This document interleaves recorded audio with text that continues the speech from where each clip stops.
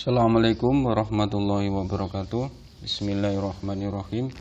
Selamat berjumpa kembali anak-anakku semua dalam seri video pembelajaran kita kali ini. Dalam video kita kali ini kita akan membahas tentang konsep listrik statis. Nah, sebelum kita membahas tentang konsep listrik statis, maka di sini saya akan menjelaskan sedikit tentang konsep muatan.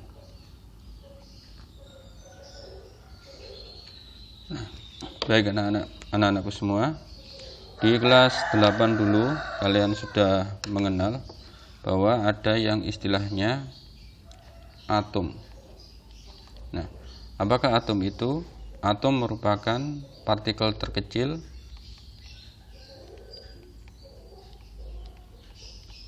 yang menyusun suatu materi.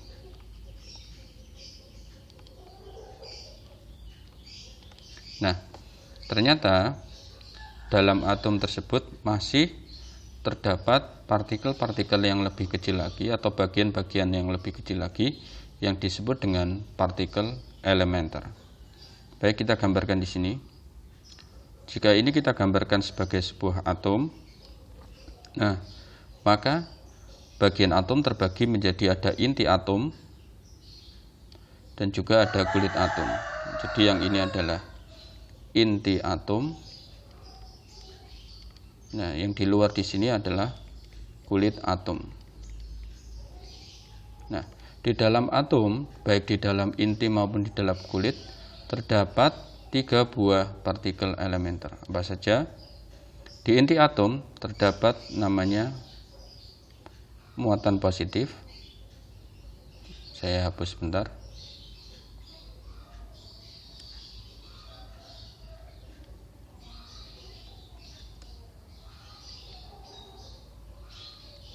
Di inti atom terdapat sebuah muatan positif dan sebuah muatan netral.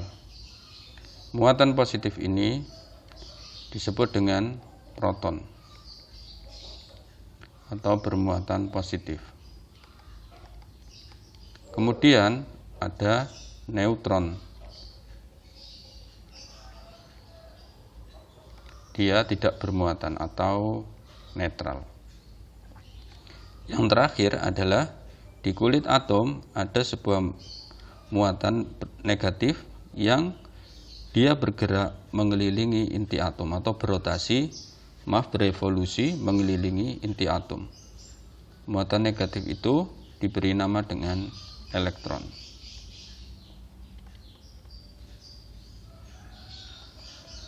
Nah,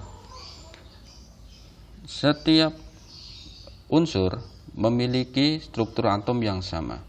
Jadi misalnya ada oksigen, ada nitrogen, ada karbon. Nah, unsur-unsur itu memiliki perbedaan, tetapi dalam struktur atomnya mereka tetap sama. Atom oksigen, atom hidrogen maupun atom karbon dan atom yang lain terdiri tetap atas proton, neutron, dan elektron. Yang membedakan antara satu unsur dan unsur yang lain adalah jumlah partikel-partikel di dalam atom tersebut. Misalnya kita ambil contoh, misalnya oksigen dengan nitrogen memiliki jumlah proton, neutron, dan elektron yang berbeda. Nah, jadi perbedaan jumlah proton, elektron, dan neutron itu yang membuat satu unsur dengan unsur yang lain menjadi berbeda. Tapi strukturnya sama, bahwa atom terdiri dari 3 subpartikel elementer, yaitu proton bermuatan positif, neutron netral, dan juga elektron negatif. Nah, anak-anakku semua, pada kondisi netral,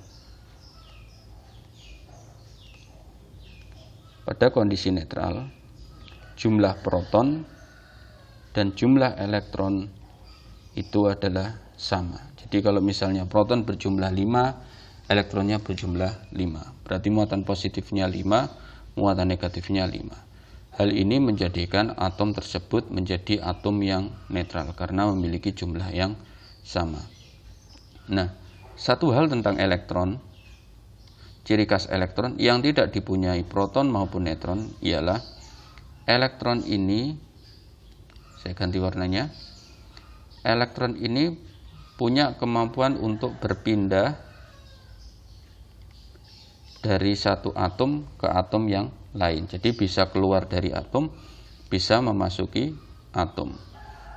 Tapi tidak dengan proton dan neutron. Proton dan neutron berada tetap di inti atom. Jadi elektron itu bisa meninggalkan atom atau bahkan bisa memasuki atom. Elektron ini kita simbolkan E. Nah, jadi kalau simbol proton itu P, neutron itu N, elektron E. Nah, kemampuan elektron untuk berpindah dari satu atom ke atom yang lainnya ini membuat kondisi atom bisa saja tidak menjadi stabil. Nah, kita ambil contoh.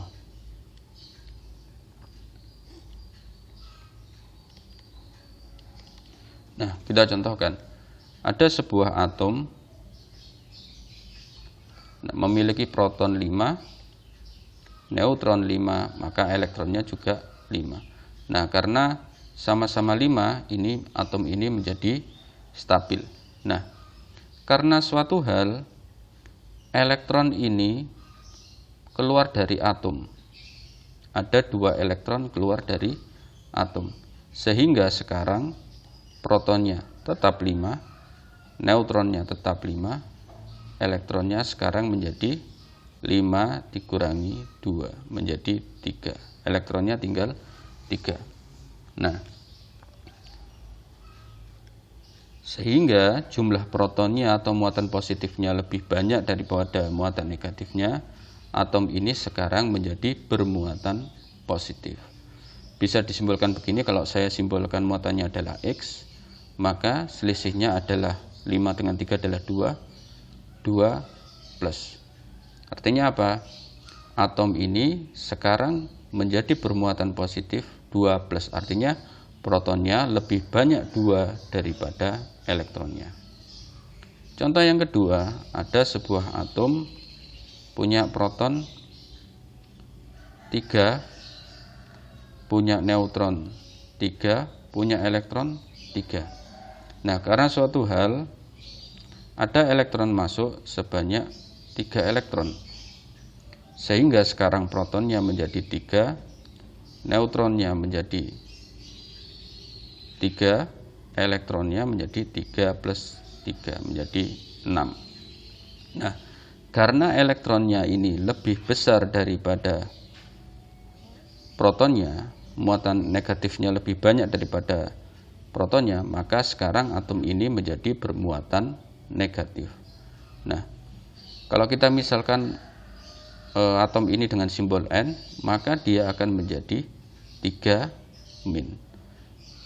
Bermuatan negatif, elektronnya lebih banyak 3 daripada protonnya. Nah, sehingga sekarang kita bisa mengatakan bahwa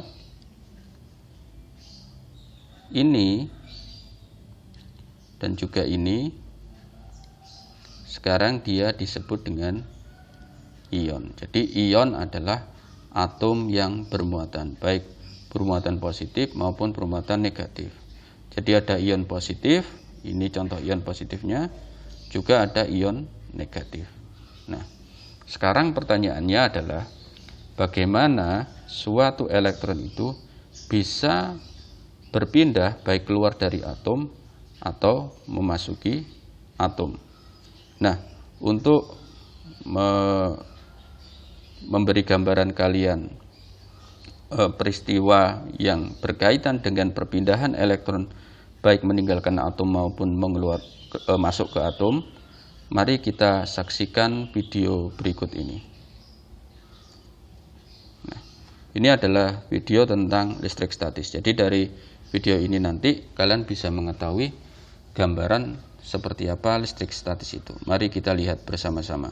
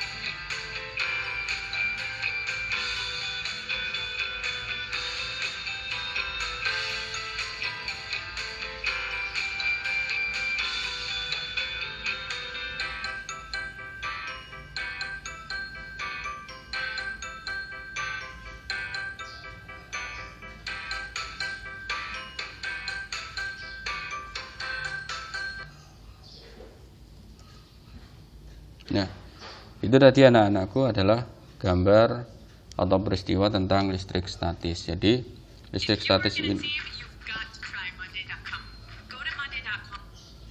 Nah, peristiwa listrik statis ini sering kita jumpai dalam kehidupan sehari-hari. Contohnya tadi, kalau kalian menggosokkan penggaris ke kain wol atau ke rambut yang kering tentu saja tidak berminyak. Jika didekatkan dengan potongan kertas, maka potongan kertas itu akan tertarik. Atau kalian meniup sebuah balon, kemudian balon tersebut kalian gosokkan kepada rambut yang kering, maka balon tersebut juga bisa menarik kertas-kertas kecil. Nah, peristiwa-peristiwa itu merupakan peristiwa-peristiwa yang masuk ke dalam golongan listrik statis. Jadi listrik statis itu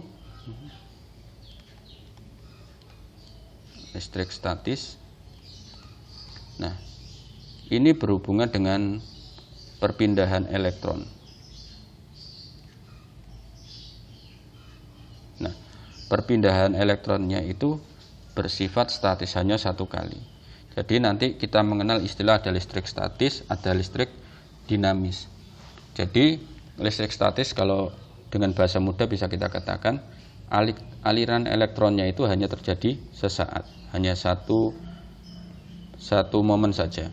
Berbeda dengan listrik negatif, aliran elektronnya itu bergerak terus-menerus sehingga kita mengenalnya dengan arus listrik. Jadi kalau listrik dinamis itu nanti contohnya seperti listrik di rumah kita. Jadi kalau listrik statis yang kita pelajari pada video ini adalah listrik yang perpindahannya bersifat sementara. Nah, perpindahannya bersifat sementara atau hanya satu kali. Nah, di buku kalian juga sudah ada. Nah, jadi konsep pemuatannya itu seperti itu. Sekarang kita bisa mengetahui bahwa cara untuk bisa membuat elektron berpindah dari satu atom ke atom lain atau dari suatu bahan ke bahan yang lain adalah dengan salah satunya dengan cara menggosokkan. Nah, di buku kalian disebutkan di sini bahwa jika sebuah benda bermuatan listrik positif didekatkan dengan benda yang bermuatan listrik positif atau benda bermuatan listrik negatif didekatkan dengan benda bermuatan listrik negatif akan saling tolak-menolak. Nah, sedangkan jika benda bermuatan listrik positif didekatkan dengan benda bermuatan listrik negatif, maka akan saling tarik-menarik. Ini sama seperti gejala kepada kemagnetan. Jadi muatan positif dengan muatan positif akan tolak menolak, sedangkan muatan negatif dengan muatan negatif juga tolak menolak. Nah, berbeda halnya kalau muatan positif dengan muatan negatif akan terjadi tarik menarik.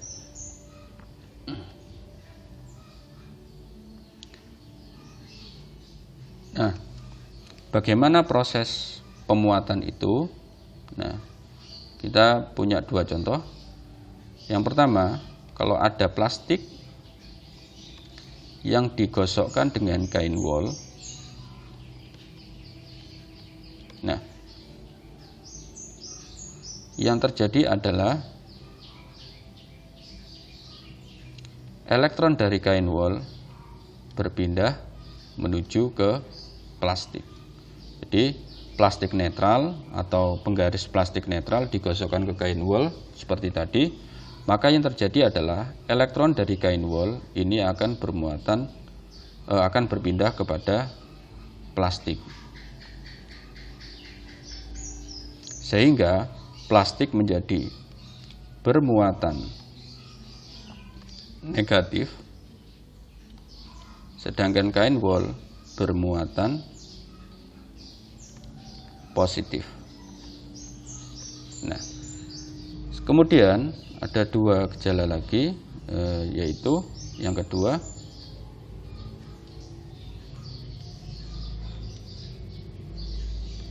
saat kaca kita gosokkan dan kain sutra, maka yang terjadi adalah elektron dari kaca berpindah kepada kain sutra, sehingga kaca menjadi bermuatan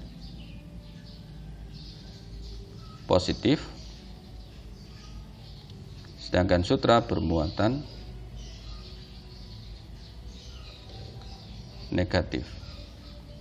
Nah, jadi proses yang tadi terjadinya seperti ini. Jadi kalau plastik dengan kain wol atau plastik dengan rambut itu adalah muatan negatif atau elektronnya dari kain wol atau rambut kering akan berpindah ke plastik, sehingga kain wol kehilangan elektron menjadi bermuatan positif, plastik menerima elektron menjadi bermuatan negatif. Sebaliknya, kaca memberikan elektron kepada kain sutra sehingga kaca kehilangan elektron menjadi bermuatan positif, kemudian sutra menjadi bermuatan negatif. Terus bagaimana kita menjelaskan tadi peristiwa bahwa penggaris yang sudah digosok tadi bisa menarik potongan kertas. Nah, jadi kita tahu, jadi setelah digosok, si penggaris ini tadi dia menjadi bermuatan negatif atau elektronnya lebih banyak daripada protonnya. Nah, saya gambarkan seperti ini. Nah, sedangkan potongan-potongan kertas ini dia adalah benda yang netral, di mana muatan positifnya sama dengan muatan negatifnya dan mereka menyebar. Nah, begitu dia didekatkan dengan penggaris yang bermuatan, ya kita gambarkan begini, ini muatan negatifnya terkumpul di sini, maka muatan positif pada muatan negatif pada kertas itu mereka akan mengalami pengelompokan, di mana muatan positif pada kertas akan berkumpul di dekat dengan muatan negatif pada penggaris, sedangkan muatan negatif pada kertas akan berkumpul menjauhi muatan negatif dari penggaris. Jadi awalnya dia menyebar merata, begitu didekatkan penggaris bermuatan, dia akan menjadi terinduksi atau mengelompok. Nah, sehingga muatan negatif pada penggaris dan muatan positif pada kertas ini saling saling tarik menarik, sehingga kertas menjadi tertarik dan menempel kepada penggaris. Nah, karena ini adalah gejala listrik statis, proses penempelannya pun tidak akan lama. Nanti setelah beberapa saat, kertas ini akan turun kembali. Artinya apa? Muatan negatif ini pada penggaris, kelebihan muatan negatif ini lama-kelamaan akan hilang. Hilangnya kemana? Bisa saja muatan negatif ini mengalir ke tangan kita yang memegang, ataupun misalnya keluar ke benda-benda yang lain yang bisa memungkinkan elektron tersebut untuk berpindah. Jadi anak-anakku semua, ini adalah pengantar dari saya untuk gejala listrik statis, peristiwanya dan bagaimana cara memahaminya. Untuk penjelasan lebih lengkap, kalian bisa pelajari buku kalian. Terima kasih, saya ucapkan tetap semangat belajar dan tetap semangat untuk mengerjakan segala tugas-tugas yang ada. Tetap berdoa kepada Allah Subhanahu wa taala. Saya akhiri video kita kali ini. Terima kasih. Assalamualaikum warahmatullahi wabarakatuh.